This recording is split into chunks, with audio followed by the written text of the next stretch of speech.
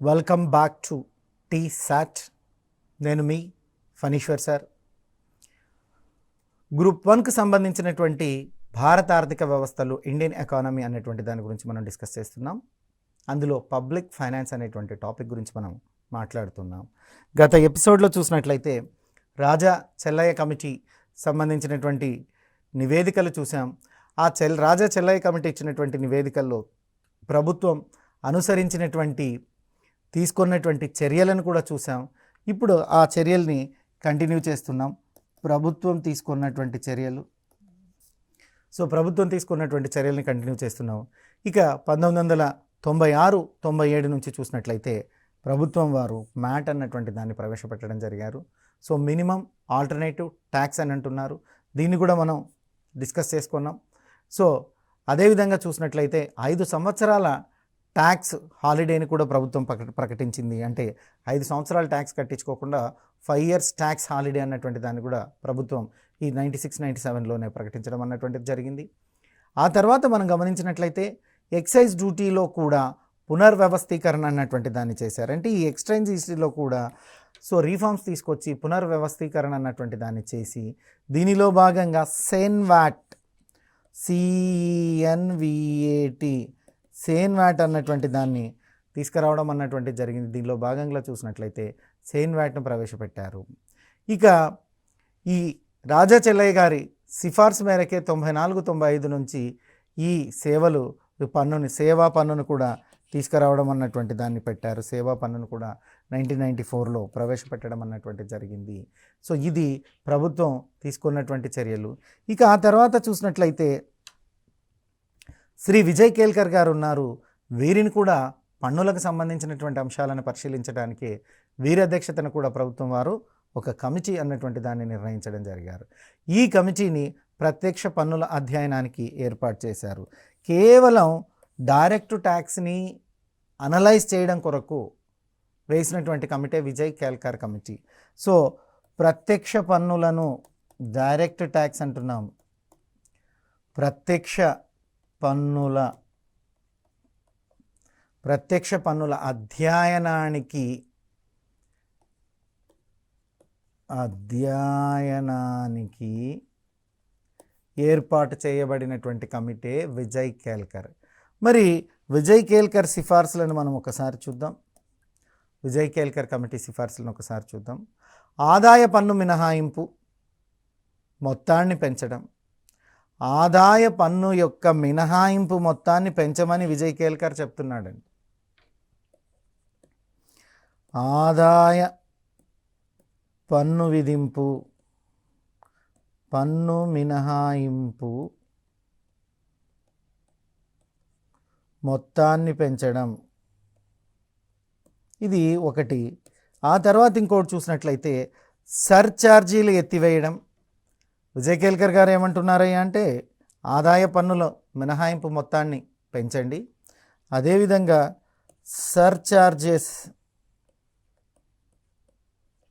ఈ సర్ఛార్జీలను కూడా ఎత్తివేయండి. గృహ రుణాలపై వడ్డీ సబ్సిడీలను ఇవ్వండి. గృహ రుణాలపై ఏవైతే వడ్డీలు ఉన్నాయో గృహ రుణాలపై వడ్డీ సబ్సిడీని ఇవ్వండి. ఇవి మన విజయ్ కేల్కర్ గారు ఇవ్వడం. సో చెప్పినటువంటి సిఫార్సు ఎవరి సిఫార్సులు అయ్యా అంటే కేల్కర్ అంటున్నారు. విజయ్ కేల్కర్ పన్ను సంస్కరణల కమిటీ. సో ప్రత్యక్ష పన్నులు, డైరెక్ట్ పన్నులను చూడడానికి తీసుకొచ్చినటువంటి కమిటీ. ఈ కమిటీలో మొదటి అంశం ఏం చెప్తుందయ్యా అంటే ఈ కమిటీ సిఫార్సులో ఆదాయ పన్ను మినహాయింపు మొత్తాన్ని పెంచడం, రెండోది సర్ఛార్జీలను ఎత్తివేయడం, మూడోది గృహ రుణాలపై వడ్డీని సబ్సిడీని ఇవ్వడం. ఇక నాలుగోది చూసినట్లయితే కార్పొరేషన్ పన్ను రేటును 35% నుంచి 30కి తగ్గించడం అన్నటువంటిది. సో విజయ్ కేల్కర్ కూడా ఏం చెప్తున్నాడయ్యా అంటే కార్పొరేట్ ట్యాక్స్ తగ్గించండి. కార్పొరేషన్ పన్ను ఏదైతే ఉందో ఈ కార్పొరేషన్ పన్నును 35% నుంచి 30%కి తగ్గించడం. కార్పొరేషన్ పన్ను రేటును 35% నుంచి 30% తగ్గించడం. సంపద పన్నును రద్దు చేయండి, సంపద పన్నును రద్దు చేయండి. ఇది వెరీ వెరీ ఇంపార్టెంట్. సో సంపద పన్నును రద్దు చేయమని చెప్పినటువంటి కమిటీ ఏది? విజయ్ కేల్కర్ కమిటీ. సంపద పన్నును రద్దు చేయమని సూచించిన కమిటీ ఎవరు? విజయ్ కేల్కర్. ఇక కనీస ప్రత్యామ్నాయ పన్ను మ్యాట్ని కూడా రద్దు చేయమని చెప్తూ ఉన్నారు. సో మ్యాట్ని మినిమం ఆల్టర్నేటివ్ ట్యాక్స్ మ్యాట్, కనీస ప్రత్యామ్నాయ పన్ను మ్యాట్ని రద్దు చేయండి.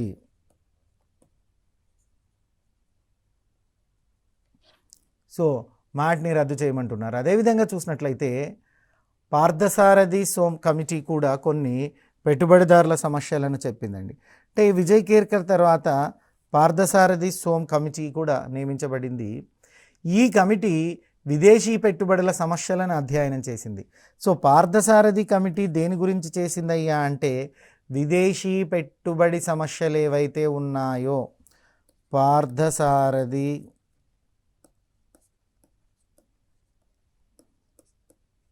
కమిటీ. సో ఈ పార్థసారథి కమిటీ అన్నటువంటిది ఏం చేసిందయ్యా, ఏం చేస్తుందయ్యా అంటే విదేశీ పెట్టుబడిదారుల సమస్యలను అధ్యయనం చేసి యాంటీ అవాయిడ్నెస్ ట్యాక్స్ అంటున్నారు. సో యాంటీ అవాయిడ్నెస్ ట్యాక్స్ రూల్ అన్నటువంటి రూల్ను కనీసం 3 సంవత్సరాలు వాయిదా వేయమని సిఫార్సు చేయడం అన్నటువంటి జరిగింది. ఇక పన్ను సంస్కరణలు వివిధ కమిటీలు, అంటే పన్ను సంస్కరణల మీద వీరు కాకుండా ఇంకా ఏవైనా కమిటీలు వేసారో వాటి యొక్క ప్రాధాన్యతలను చూద్దాం. స్వాతంత్రం తర్వాత భారతదేశంలో పన్నుల వ్యవస్థలో లోపాలను సరిదిద్ది అనేక సంస్కరణలను ప్రవేశపెట్టడం జరిగింది. మరి ఈ పన్ను సంస్కరణల గురించి, సిఫార్సుల గురించి అనేక సంఘాలు అనేక విధంగా తమ నివేదికలను, తమ సూచనలను చేశాయి. అందులో మనం ఒక్కొక్క కమిటీ చూద్దాం. జాన్ మథాయ్ కమిటీ అంటున్నారండి. ఈ జాన్ మథాయ్ కమిటీ 1953లో వేశారు. ఏ అంశం మీద వేశారయ్యా అంటే కార్పొరేషన్ పన్నుకు సంబంధించినటువంటి అంశం మీద వేశారు. John Mathai committee appointed 1953. So committee imposed on the corporation tax. Corporation పన్నుకు సంబంధించినటువంటిది కమిటీ జాన్ మథాయ్ ఆధ్వర్యంలో వేశారు. So John Mathai committee 1953 corporation పన్ను. ఇక తర్వాత చూస్తే Kaldor committee, Nicholas Kaldor committee 1956 బహుమతి, సంపద, వ్యయము, మూలధన ఆదాయంపై పన్నులు, మరణ సుంకము, ప్రభుత్వానికి అదనపు రాబడిని సూచించినటువంటి కమిటీ ఏదయ్యా అంటే ఖాల్దార్ కమిటీ. సో ఈ ఖాల్దార్ కమిటీ ఏం చేస్తుందయ్యా అంటే ఎన్ని అంశాలు చెప్తుంది? బహుమతి సుంకాన్ని రికమెండ్ చేసింది, సంపద, వ్యయము, మూలధన ఆదాయాలపై పన్నులు, మరణ సుంకము ప్రభుత్వానికి అదనపు రాబడిని సూచిస్తుంది అని తెలియజేసినటువంటి కమిటీ ఏంటయ్యా అంటే ఖాల్దార్ కమిటీ అంటున్నారు. ఇక మూడోది చూసినట్లయితే మహావీర్ త్యాగి కమిటీ కూడా ఉంది. దీన్ని 1958లో వేయడం అన్నటువంటిది జరిగింది. మొట్టమొదట జాన్ మథాయ్ కమిటీ చూసినట్లయితే ఇది అందరికన్నా ముందుగానే తీసుకురాబడింది. 53లో దీన్ని తీసుకొచ్చారు. 1953లో జాన్ మథాయ్ కమిటీ ఎప్పుడు తెచ్చారండి? 53లో తెచ్చారు. జాన్ మథాయ్ కమిటీ తర్వాత చూసినట్లయితే సో ఖాల్దార్ కమిటీ అన్నటువంటిది ఉంది. ఖాల్దార్ కమిటీ, ఈ ఖాల్దార్ కమిటీ ఎప్పుడు వచ్చిందయ్యా అంటే మనం ఈ ఖాల్దార్ కమిటీని చూసినప్పుడు ఈ ఖాల్దార్ కమిటీ 1956వ సంవత్సరంలో రావడం జరిగింది. ఇక మహావీర్ త్యాగి అన్నటువంటిది 58లో వచ్చింది.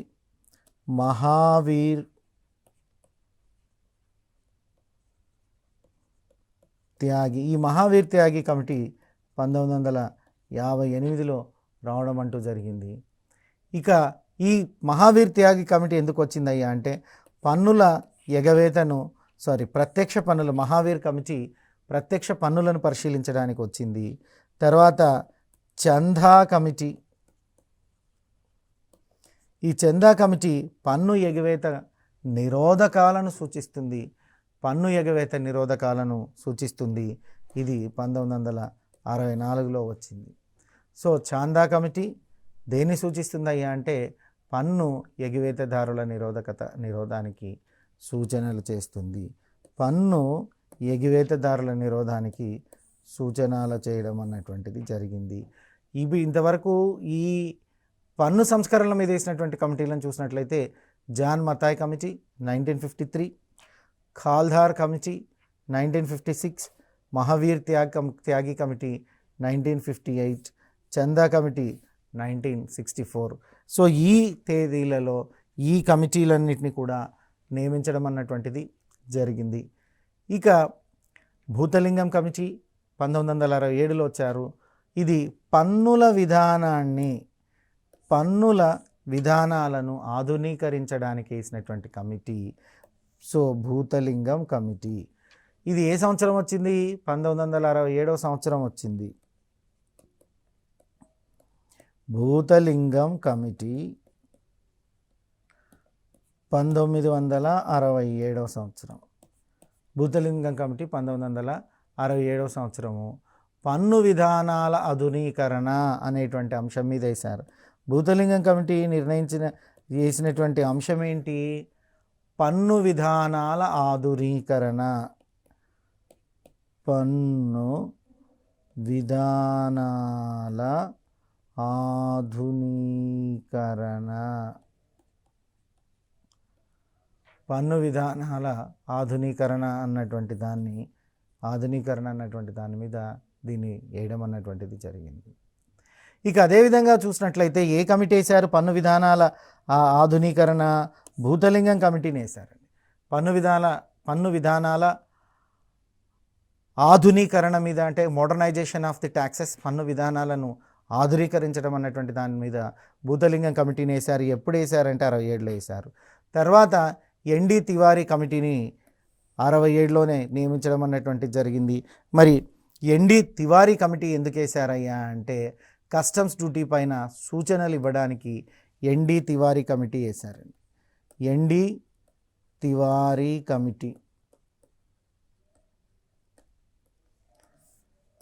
సో ఎన్డి తివారీ కమిటీ ఎప్పుడు వేశారమ్మా? 1967వ సంవత్సరంలో. ఎన్డి తివారీ కమిటీని ఎందుకు వేశారయ్యా అంటే కస్టమ్స్ డ్యూటీలపై సూచనలు ఇవ్వడానికి.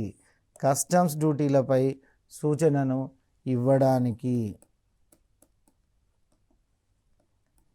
కస్టమ్స్ డ్యూటీలపై సూచనలు ఇవ్వడానికి. కస్టమ్ డ్యూటీపై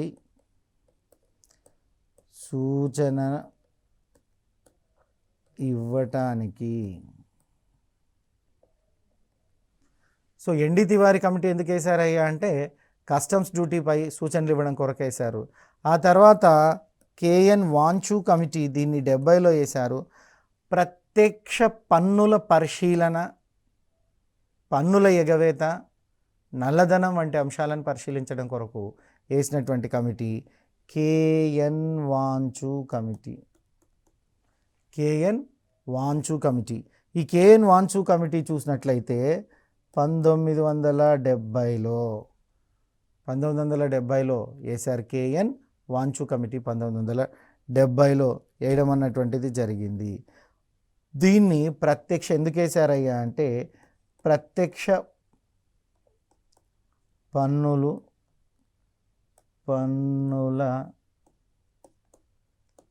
పరిశీలన. రెండోది పన్నుల ఎగవేత.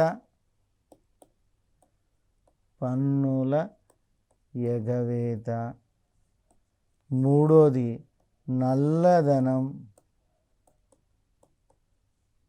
పన్నుల ఎగవేత, నల్లధనం. సో కేఎన్ వాంచు కమిటీ 1970లో ప్రత్యక్ష పన్నుల పరిశీలనను అన్నటువంటి అంశం మీద వేసింది. వాంచు కమిటీ ఎప్పుడు వేశారు? 70లో వేశారు. ఎందుకు వేశారు? ప్రత్యక్ష పన్నులను పరిశీలించడం కొరకు. రెండోది పన్నుల ఎగవేతదారులను గుర్తించడం కొరకు. మూడోది నల్లధనం సమస్యను పరిశీలించడం కొరకు వేయడం అంటూ జరిగింది. భూతలింగం కమిటీ ఎందుకు వేశారండి? పన్నుల ఆధునీకరణని, పన్ను విధానాలను ఆధునీకరించడానికి. ఎన్డి తివారీ కమిటీ ఎందుకు వేశారండి అంటే కస్టమ్స్ డ్యూటీ పైన సూచనలు ఇవ్వడానికి ఎన్డి తివారీని వేశారు. ఇక కేఎన్ రాజ్ ఇది 72లో వేశారు. వ్యవసాయ ఆదాయం పై పన్ను కేఎన్ రాజును చూసినట్లయితే ఈ కేఎన్ రాజు 1972లో వ్యవసాయంపై పన్నును సూచించారు. వ్యవసాయ ఆదాయంపై పన్నును సూచించడం అన్నటువంటిది జరిగింది. వ్యవసాయ ఆదాయంపై పన్నును సూచించుటకు కేఎన్ రాజు కమిటీ 1972 సంవత్సరం. తర్వాత ఎల్కే జా కమిటీ 76-78 ఎక్సైజ్ సుంకం స్థానంలో మోడ్వాట్. సో మోడ్వాట్ని మాన్వాట్ని తీసుకురావడం, MAN మాన్వాట్. సో ఎల్కే జా ఆధ్వర్యంలో ఈ మోడ్వాట్ అనేటువంటి దాన్ని తీసుకొచ్చారు. ఇక తర్వాత పరోక్ష పన్నుల పరిశీలన, ఎక్స్చేంజ్ పన్నుల విధానము, వీటన్నిటికీ ఎల్కే జా గురించి మనం మాట్లాడుతున్నాం. వ్యాట్ పరిధి, దిగుమతుల సుంకాలు, ప్రత్యక్ష పరోక్ష పన్నుల మధ్య సమన్వయం, CC Chokshi committee. The CC Chokshi committee ఎప్పుడు వేశారయ్యా అంటే 77లో వేశారు. సిసి చోక్సీ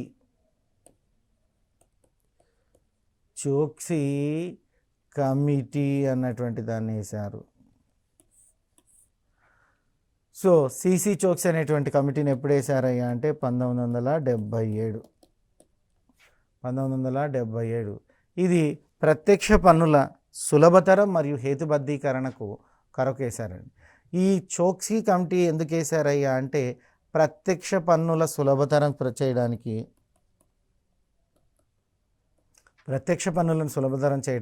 మరియు హేతుబద్ధీకరణకు.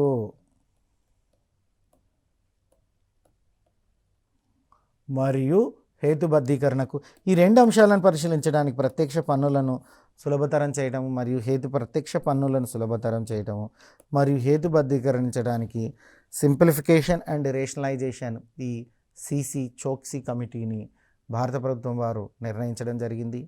ఇక రాజా చెల్లయ్య కమిటీ 91లో వేసినారు. అది తెలుసు, మనం ఈ రాజా చెల్లయ్య గారి కమిటీ గురించి క్లియర్గా చదువుకున్నాం, వాటి సిఫార్సులు ఏంటని. ఇక ప్రత్యక్ష పరోక్ష పన్నుల సంస్కరణలు, కేంద్ర స్థాయిలో సేవా పన్నును మరియు సెన్ వ్యాటును మరియు రాష్ట్ర స్థాయిలో వ్యాటుని వీరే సూచించారు. ఇక రాజా చెల్లయ్య గురించి మనం ఆల్రెడీ చదువుకున్నాం. ఈ రాజా చెల్లయ్య గురించి మనం చూసినప్పుడు ప్రత్యక్ష పరోక్ష పన్ను సంస్కరణలు, ప్రత్యక్ష పరోక్ష పన్ను సంస్కరణలు. రెండోది చూసినట్లయితే కేంద్ర స్థాయిలో సేవా పన్నును, కేంద్ర స్థాయిలో సేవా పన్ను, కేంద్ర స్థాయిలో సేవా పన్నును. మూడోది చూసినట్లయితే సెన్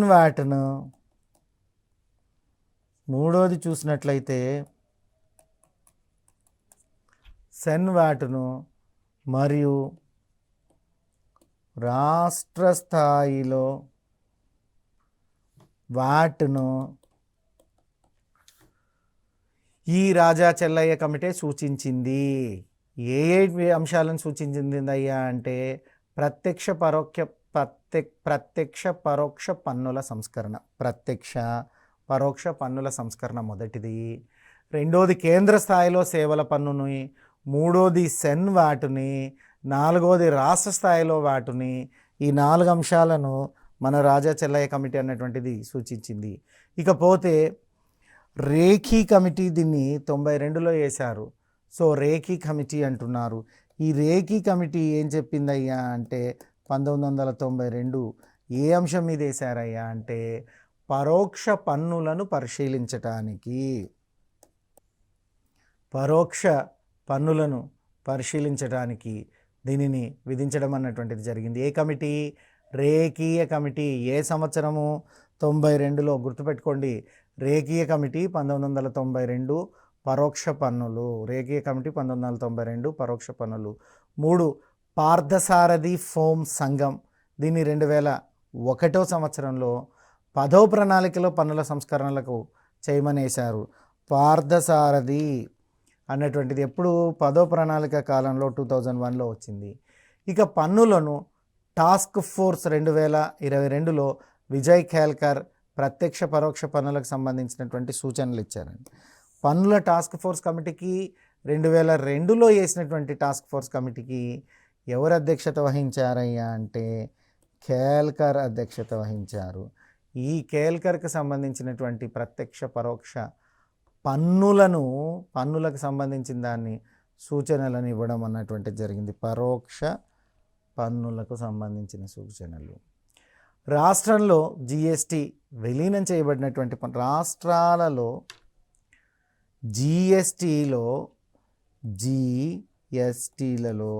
విలీనం చేయబడినటువంటి పన్నులు ఏవైనా ఉన్నాయో చూస్తే రాష్ట్ర అమ్మక పన్ను, రాష్ట్ర ఎక్సైజ్ సుంకము, entry tax, lease tax, turnover tax, luxury tax, tax on lottery, వినోదపు పన్ను, సిఈఎస్ఎస్ మొదలగునవన్నింటినీ కూడా జిఎస్లో కలిపారు. జిఎస్టీ అమలవుతున్న ఆక్రాయ్ ఎంట్రీ పన్ను విడివిడిగా కొంతకాలం కొనసాగవచ్చును. సో జిఎస్టీని భరించేది అంతిమంగా వినియోగదారులు మాత్రమే. ఇక్కడ మనం రాష్ట్రాలలో జిఎస్టీ విలీనం చేయబడినటువంటి పన్నులను చూద్దాం. ఫస్ట్ రాష్ట్ర అమ్మక పన్ను. రాష్ట్ర అమ్మకం పన్ను జిఎస్టీలో చేర్చారండి. జిఎస్టీలో ఇది భాగమే, జిఎస్టీలో విలీనం చేయబడింది. రాష్ట్ర ఎక్సైజ్ సుంకం కూడా, రాష్ట్ర ఎక్సైజ్ సుంకము ఇది కూడా జిఎస్టీలో కలపబడింది. ఎంట్రీ ట్యాక్స్ ఇది కూడా జిఎస్టీలో భాగమే. లీజ్ ట్యాక్స్ అద్దెకియడం, సో ఈ లీజ్ ట్యాక్స్ కూడా, అద్దెలపై పన్ను, ఈ లీజ్ ట్యాక్స్ కూడా జిఎస్టీలో భాగమే.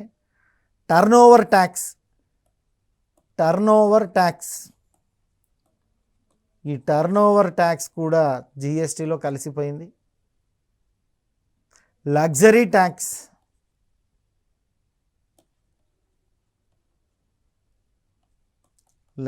ట్యాక్స్ ఇది జిఎస్టీలో కలిసిపోయింది. వినోదపు పన్ను ఇది కూడా జిఎస్టీలో కలిసిపోయింది. మరి అదేవిధంగా చూసినట్లయితే జిఎస్టీలో ఏమేమి కలిసాయి అన్నటువంటిది చూసినట్లయితే రాష్ట్ర అమ్మకం పన్ను, రాష్ట్ర ఎక్సైజ్ పన్ను, రాష్ట్ర అమ్మకం పన్ను, రాష్ట్ర ఎక్సైజ్ సుంకము, ఎంట్రీ ట్యాక్స్ ప్రవేశ పన్ను, lease tax, turnover tax, luxury tax, tax on lotteries, వినోదపు పన్ను, ఇవన్నీ కూడా జిఎస్టీలో కలపబడ్డాయి. ఇప్పుడు ఇవన్నీ లేవు. జిఎస్టీ అంటే జిఎస్టీలో ఇవన్నీ ఉన్నా కూడా జిఎస్టీలో భాగంగానే, జిఎస్టీలో విలీనం చేయబడ్డారు కాబట్టి జిఎస్టీలో భాగంగానే మనం వసూలు చేయడం అన్నటువంటిది జరుగుతుంది. జిఎస్టీలో భాగంగానే మనం దాన్ని వసూలు చేస్తున్నాం. అయితే ఒక విషయాన్ని మనం ఇక్కడ గుర్తుపెట్టుకోవాలా, ఏంటయ్యా అంటే ఒక విషయాన్ని మనం ఇక్కడ గుర్తుపెట్టుకోవాలి. ఆ విషయం ఏంటయ్యా అంటే జిఎస్టీ అమలవుతున్నా కూడా ఆక్రాయ్ పన్ను, ఎంట్రీ పన్నును విడివిడిగా కొంతకాలం కొనసాగించవచ్చును. ఆక్రాయ్ పన్ను, ఎంట్రీ పన్ను వీటిని జిఎస్టీ అమలవుతున్నప్పటికి కూడా కొంతకాలం విడివిడిగా అమలు చేయవచ్చు. కొంతకాలం విడివిడిగా అమలు చేయడం అన్నటువంటిది జరుగుతుంది. ఆక్ట్రాయ్ పన్ను మరియు ఎంట్రీ పన్ను వీటిని చూసినప్పుడు ఇది జిఎస్టీని భరించేది. ఇకపోతే అంతిమంగా ఎన్ని రకాలుగా పన్నులను ఏం విధించినా కూడా జిఎస్టీని అంతిమంగా భరించేది ఎవరయ్యా అంటే జిఎస్టీని అంతిమంగా భరించేటువంటి వాడు వినియోగదారులు.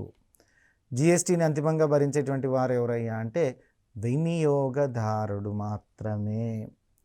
ఇక గూడ్స్ అండ్ సర్వీసెస్ ట్యాక్స్ గురించి మనం మాట్లాడుకుందాం. సో ఇది జిఎస్టీ వెరీ వెరీ ఇంపార్టెంట్. ఇప్పుడు జిఎస్టీకి సంబంధించినటువంటి అంశాల మీద ప్రశ్న ఖచ్చితంగా అడిగేటువంటి అవకాశం ఉంది. సో బిల్లును ఎప్పుడు పెట్టారయ్యా అంటే 122వ రాజ్యాంగ సవరణ బిల్లు 2014 అంటారు. జిఎస్టీ బిల్లు పేరు ఏం పేరయ్యా అంటే జిఎస్టీ బిల్లు పేరు 122వ రాజ్యాంగ సవరణ బిల్లు. సో జిఎస్టీ బిల్లు పేరు 122వ రాజ్యాంగ సవరణ బిల్లు 2014. జిఎస్టీ చట్టం పేరు 101వ రాజ్యాంగ సవరణ చట్టం 2016. So very very very important.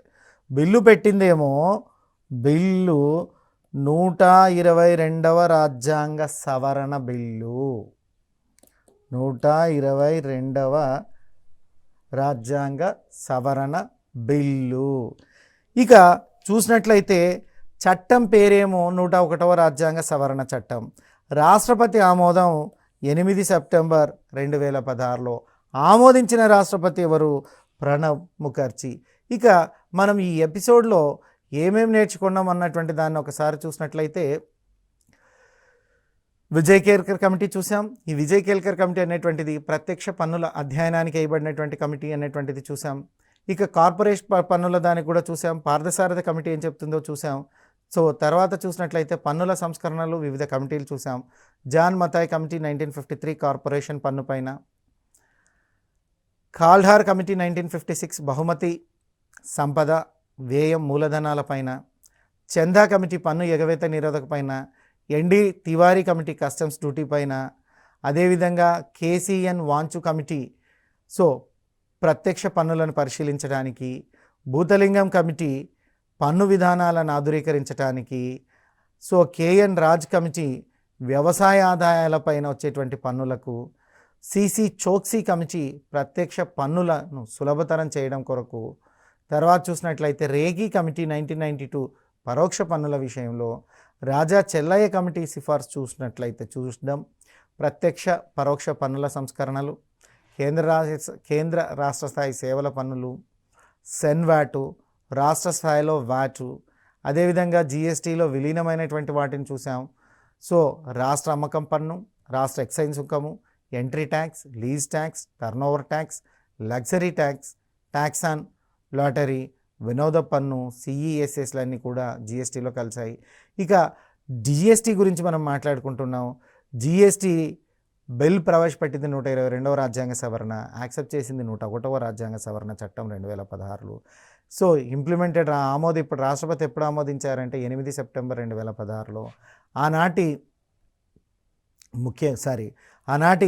రాష్ట్రపతి ఎవరయ్యా అంటే శ్రీ ప్రణబ్ ముఖర్జీ గారు ఉన్నారు. ఇది నెక్స్ట్ ఎపిసోడ్లో మనం జిఎస్టీ గురించి క్లియర్గా చదువుకుందాం. నెక్స్ట్ ఎపిసోడ్లో మనం జిఎస్టీ గురించి చదువుకుందాం. Thank you. మీ Phaniswar sir, senior economy faculty from TSAT.